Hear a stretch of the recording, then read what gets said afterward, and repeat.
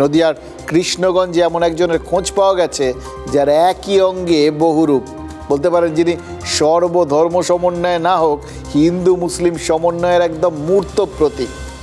কৃষ্ণগঞ্জে যিনি সাগর বিশ্বাস, বাংলাদেশে তিনি কাজল শেখ।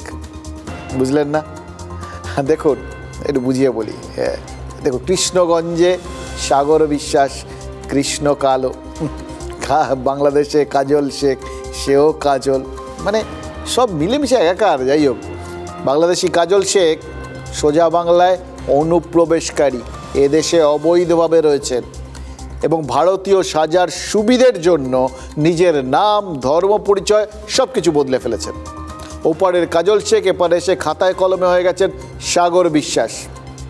কেন কেন কেন না সবাই জানেন।